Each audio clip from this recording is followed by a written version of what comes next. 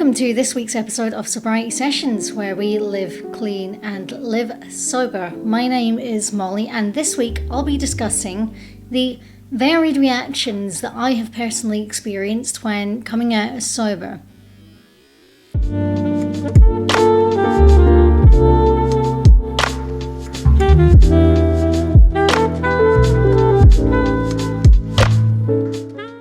A lot of people have asked me this time why I have decided to stop drinking, and the reason is really simple.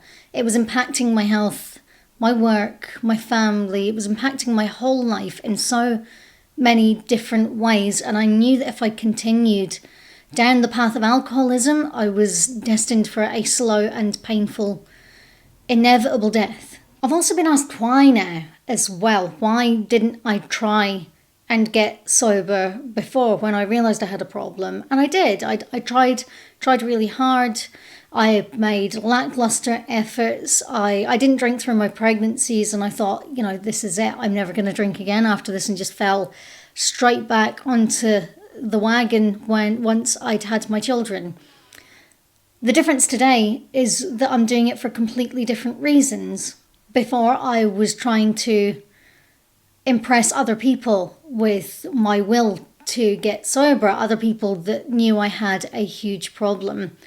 And I got compared so much to my mum growing up. I got told constantly that I was just like my mother and I was going to turn out to be an alcoholic. And while that is true, it was said with such venom that I didn't want to be compared to my mum at all. She was spoken about sometimes in such a derogatory way. I couldn't think of anything worse than being compared to my mum or turning out like my mum. But now I do want people to compare me to my mum because she's in her 60s. She's just started her own recovery journey, and she is probably one of the strongest people I know, given everything that she was put through from when I was younger up until now. She has come through that, and it was tough for her, and she didn't necessarily always do it in the right way, but she came through it, and now she's recovering. And if I even have like a pinch of her strength to overcome alcoholism in the way that she has at the stage that she had it as well, then I know that I'm going to succeed on my sobriety journey. Also, I don't really care what people think anymore. I'm doing this for me. I'm not doing it to impress anyone. I'm not doing it to make anyone proud of me. I'm doing it because I want to live a good quality of life, and I want my children to live a good quality of life. And if I have to be sober to do that, giving up alcohol, it's such a small sacrifice to make to ensure that my children grow up with a healthy, happy and sober mother. And I was never ready before because I didn't want to face myself and deal with the issues that I developed growing up in the way that I did. But now I'm ready. I know that I'm ready. I'm ready to face all my demons, so to speak. I'm mentally ready for that. And I've fallen in love with the person that I am. Since 2020, since the pandemic hit, I've worked so hard on myself and so hard regaining my sense of self-worth that I know I am worthy. I know that I am a good parent, and I know that it is worth living life. There was one point when I didn't think like that. I didn't like myself. But here I am, a totally different person to 2 years ago. Even if I didn't get sober in those 2 years, I am totally different. So here I am, 1 month in. I got my 1 month chip last week. In fact, you might have seen the reel that I put out about it, so I can finally add it to my empty bottle over here. I don't have anything to stick it on with at the moment, so I'm just going to prop it up there for now. But that's something for me to be really proud of, looking towards those goals, sticking to the meetings, the sense of satisfaction I get when I get one of those chips, when I read through the 12 steps and when I'm doing things to work on myself, is second to none.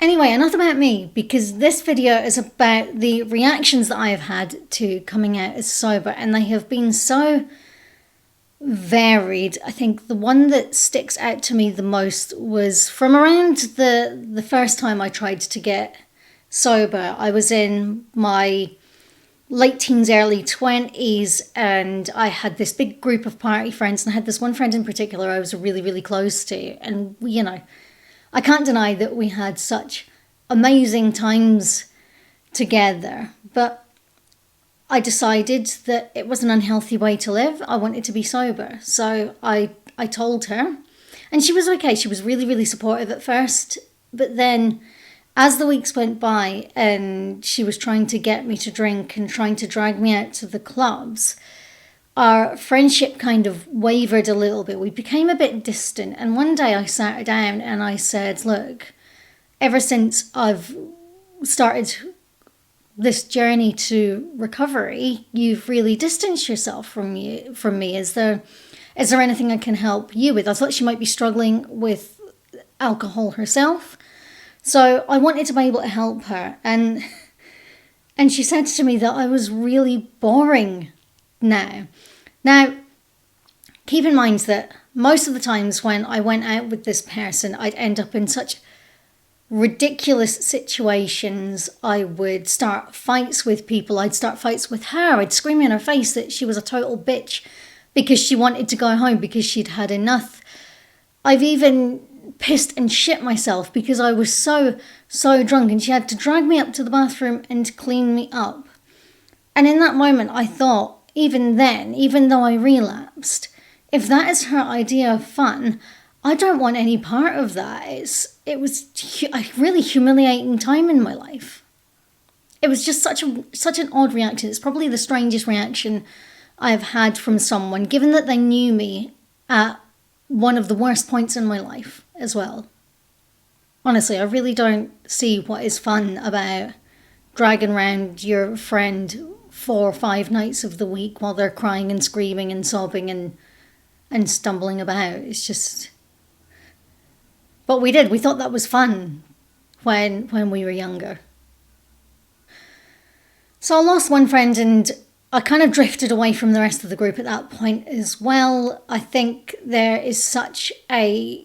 During your uni years, there's such a culture of going out and drinking and skipping classes and going to the pub. Student nights, I mean, the student unions themselves promoted cheap drinks on a Thursday night was always the thing with us, and it can feel like a lot of pressure for young people. Especially nowadays, I do not envy anybody in their youth that is struggling with alcohol now with the invention of smartphones, because... And sometimes I think, God knows what is out there, because we did have camera phones when I was that age. It's just, it's scary to think about the situations we can get ourselves in that will be on camera and potentially on the internet forever. But I also think that people that pressure you to drink and want to drag you back into drinking when you've made it clear that it is not for you they're not worth spending time with. They're not worth the energy, and they're not worth your friendship, and they're not worth your kindness. Another reaction I've gotten, and this is quite a common one, but there's 2 kind of sides to it, is the disbelief. There is the people that are in total disbelief that you have declared yourself an alcoholic because they couldn't see it, because you would, the part of that binge drinking culture, that was so normal. They didn't see you at home then drinking and drinking and drinking until you passed out, until you were hospitalized, until you were really, really unwell. And yeah, I think it shocks people when you go to work and you're functioning the next day. You've been out until sort of 5, 6 a.m. and then you roll into work at 9 a.m. and you look absolutely fine. And so many people do function at work. I know that I was functioning at work up until recently. Some nights I'd drink 2.5, 3 bottles of wine. I'd go to bed and I'd wake up and I'd barely have a hangover. I'd get through my work day. I'd go down into London. It was barely noticeable. And there are so many people out there like that every day.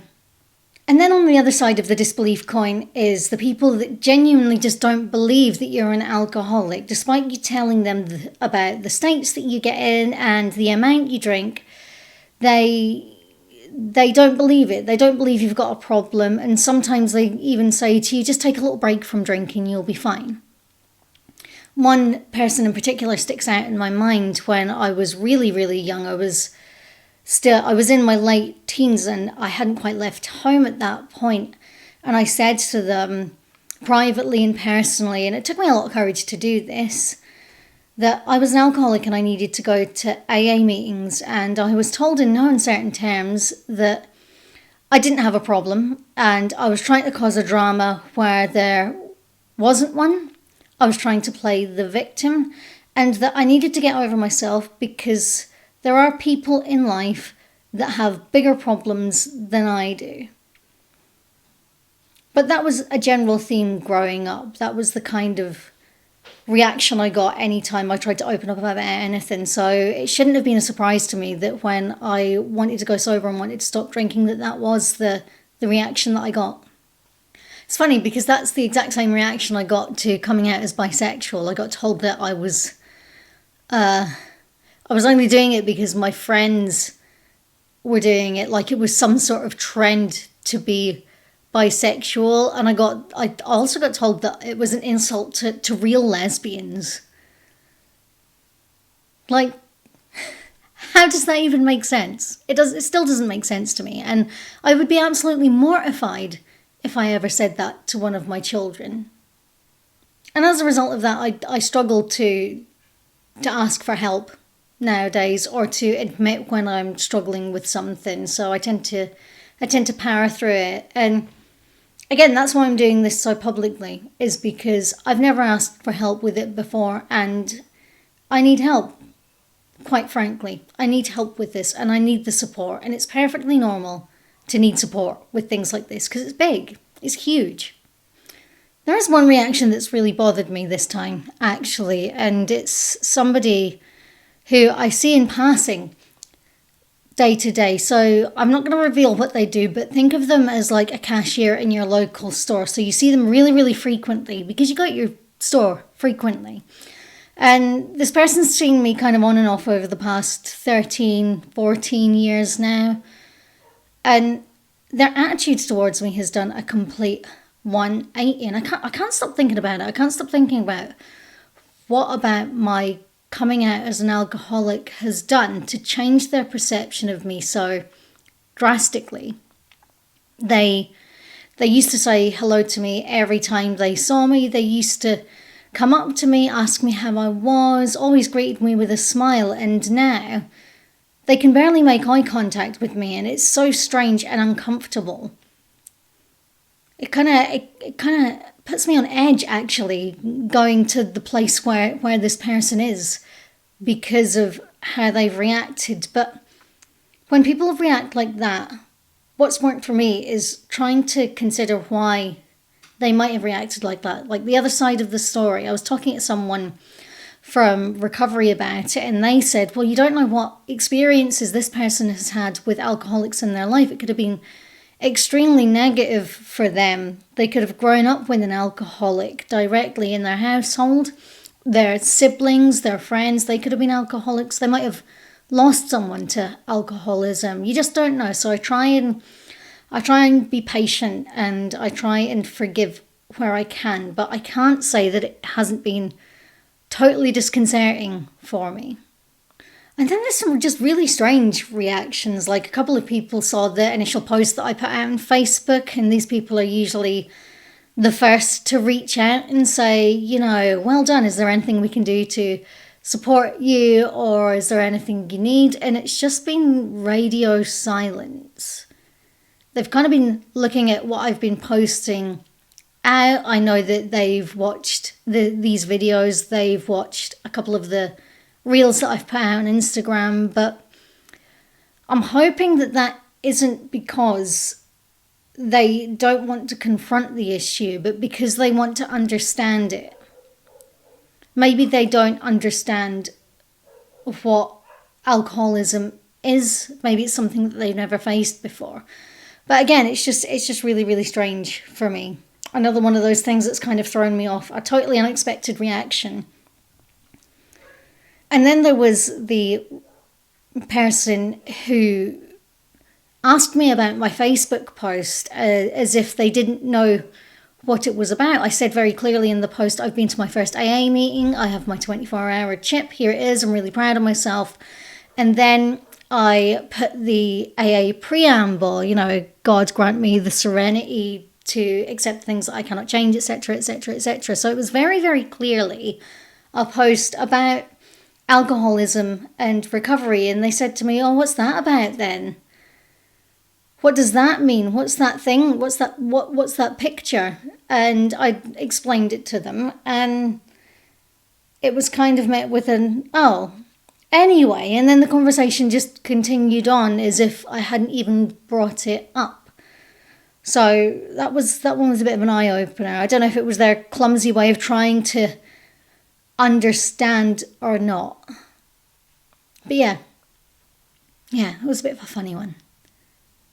But again, I don't want this podcast to be all doom and gloom, so I have had some really, really positive and very sweet experiences with people. I went to the AA group, obviously, and I was, it's a women's group that I predominantly go to. I like to think of them as the witches' coven that I never had. I'm not calling them witches, but they are probably the most welcoming and supportive people I've ever met in my life, and they make me feel so incredibly safe to be there. And then there's the people that I have told, and they get really, really edgy when the subject of alcohol comes up. So I'm saying, somebody says, oh, should we go for a drink? And they're like, oh, shh, no, don't mention that in front of Molly. She's an alcoholic. Or they start talking about alcohol or what they were drinking at the weekend or their favourite alcoholic drinks. And it's like, no, don't. She's an alcoholic. You could send her over the edge. And I'm not someone who would be sent over the edge into a bottle of vodka with that kind of talk, but I understand that people could very well be, and I know that this comes from a really, really kind place, and I think those reactions really warm my heart because it shows that people care and that people are aware and that people are thinking of you and they're thinking about how they can support you, and it's just lovely. But overall, I've had so many supportive messages from everyone that saw the post on Facebook who commented on it saying, well done, you got this, and all of those nice things. And from complete strangers, you guys who are watching these videos. And it does spur me on. I want people to keep interacting with me on TikTok and on Instagram and through YouTube and to listen to what I have to say, because it keeps me going. It makes me realise that there are people out there who give a crap whether you're really, really close to them or whether you don't know them at all, no matter where they are in the world. So how do I feel after coming out as an alcoholic?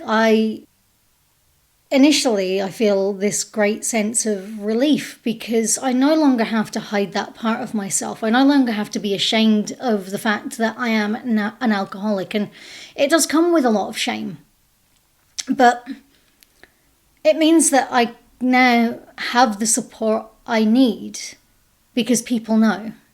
I do actually sometimes feel that I have a big sign over my head when I'm walking down the street, or if I happen to walk down the alcohol aisle that says, oh, I'm an alcoholic, and people are kind of staring at me. And I guess that's a level of paranoia that comes with getting sober, that you're going to see somebody that you know, especially because so many people now know that I am sober, and they are going to instantly jump to, oh, she's looking at a bottle of vodka, she's about to jump off the wagon. But that also holds me accountable, because if there ever was a circumstance where I was down in my local store and one of my neighbours saw me picking up a bottle of wine, I know that they would likely approach me and say, don't do it because it's not worth it. And it's not worth it.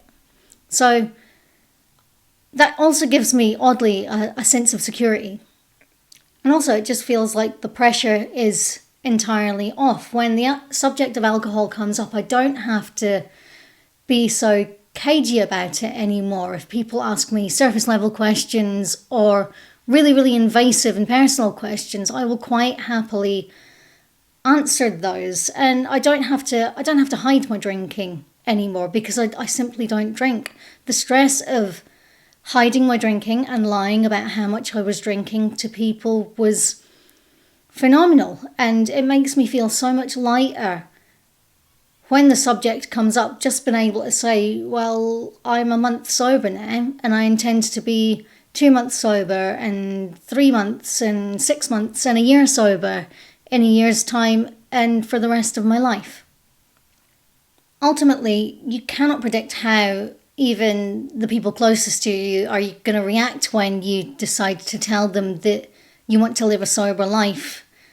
You might lose friends, you might see judgment, unexpected judgment from family members.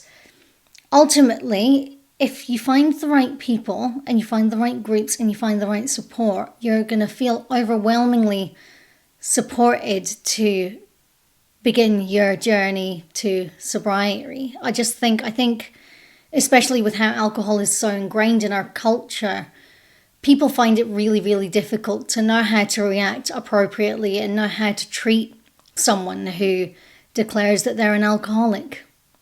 The one thing you need to remember is that you're doing it for you. You don't have to be doing it for anyone else. Ultimately, you do it for yourself.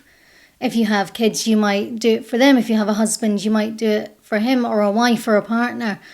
But ultimately, you have got to put yourself above all of that and not worry about judgment from other people, because that's what held me back for so long, was worrying about how I was going to be judged for being sober, judged for drinking, just always being judged.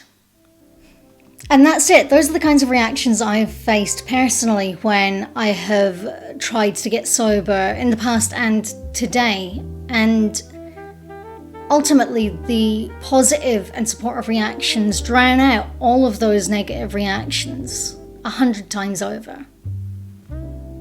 So that is it for today's episode. I hope you enjoyed it. Please share your own experiences below, and there's also some resources down in the description. If you need any help or support, you can click on the links down there and find it. Don't forget to hit the like and subscribe button as well, because it only helps me know that people are listening and that I'm reaching people out there. It really helps me. And I'll see you next time.